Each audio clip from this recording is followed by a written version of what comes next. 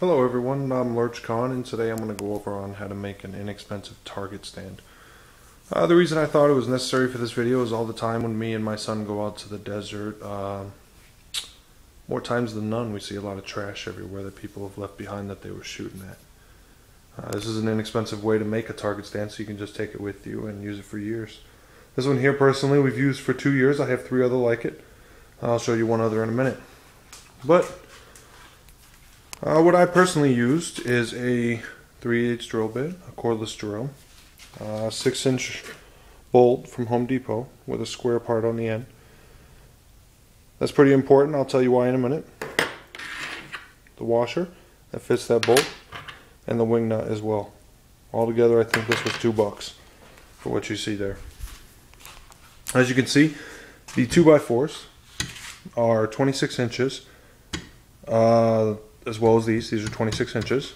This forward 2x4 is mounted to the legs themselves with 3 wood screws. If you don't have a saw to cut these 2x4s yourself, the kind folks at Home Depot will cut them for you. I didn't know that when I went in there, and I just had them cut it just because. It makes it a lot easier and a little less messy for me to have to clean up afterwards. They cut it right there on the spot, and at no additional cost.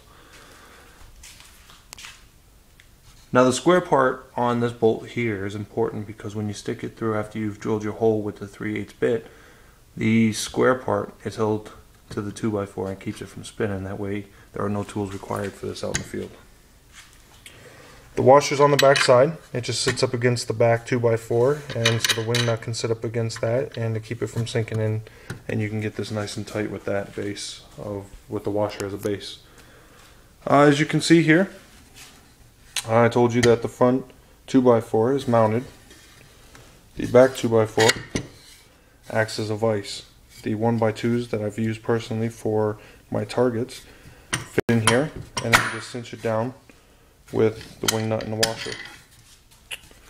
Really inexpensive, really easy to do. My 13-year-old son built this one you see here. It was a nice little father-son project, and he had fun doing it. Onto the target itself. I used a paper silhouette of a police target that I had bought. I cut the paper out and traced it onto the wood, and then had my son cut this out with the jigsaw. Some of you are saying, well, why'd you waste the time doing that? You don't have to. You can use the 1x2s and just attach the paper to it, but what I found is that the paper, if it's a windy day, if it's not secured tightly, the wind will cut right through it. So just for fun, we added this inexpensive plywood. One of the neighbors threw this out, and I got 4 targets out of it. It was a big piece of wood. My son cut them all out. Now on this target stand you see here, instead of this being a vise, I measured it so the 1x2 would fit in there, and I put a screw through it to hold it in place. I added this 2x4 going straight down, and then I added this one with the screws as you can see here, and drilled 2 holes for it. Now the reason for those holes are my son has a 22 a Ruger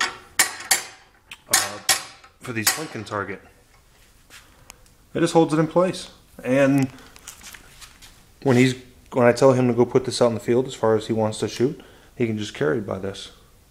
He has never once had this just fall out. It's in there pretty good once you drill those holes.